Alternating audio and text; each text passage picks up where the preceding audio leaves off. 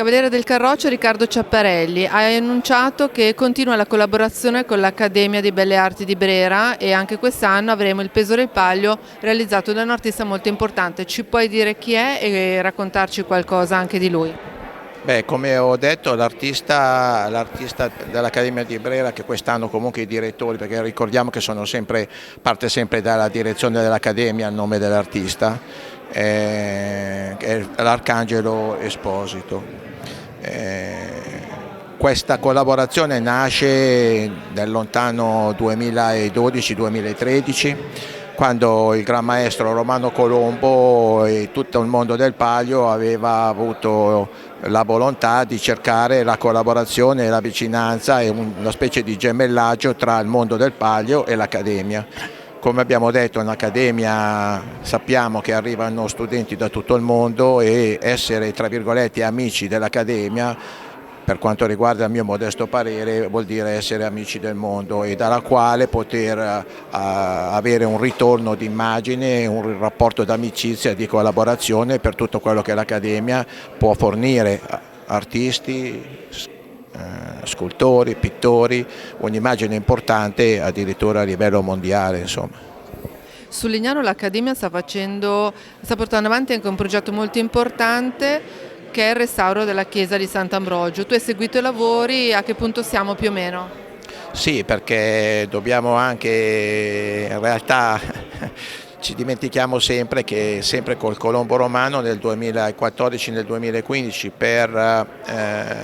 festeggiare il 65° anno di fondazione del Collegio dei Capitani. Ricordiamo che il Collegio Capitani è stato fondato il 16 marzo del 1955, per cui nel 2015 avevamo il compleanno importante.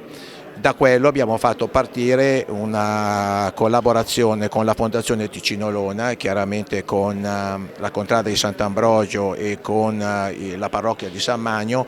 per il restauro dell'affresco Sant'Ambrogio entra a Milano nella chiesa di Sant'Ambrogio. La chiesa di Sant'Ambrogio a Legnano, oltre che essere la chiesa della Contrada, è anche la chiesa del collegio, perché proprio nel 1955-56, quando è stato fondato il collegio, l'allora Monsignor Virgilio Cappelletti concesse ai capitani di ritrovarsi nella sacrestia della chiesa. Da quel momento, come potete sempre constatare quando ci sono le elezioni del Gran Maestro e per cui c'è il giuramento di fedeltà e investitura del Gran Maestro, questa cerimonia importante per il collegio e per le contrade avviene nella chiesa di Sant'Ambrogio. E per cui nel 2015 e nel 2016 è partito questo importante progetto di restauro che tuttora continua.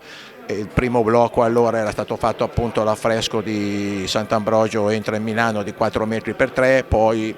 tramite la Fondazione Gatta Trincheri sono stati restaurati due santi, San Biagio e Sant'Ilario, che erano su due colonne portanti, ed ora ancora sta continuando in maniera ancora molto intensa, perché si è dato mano alla volta della chiesa,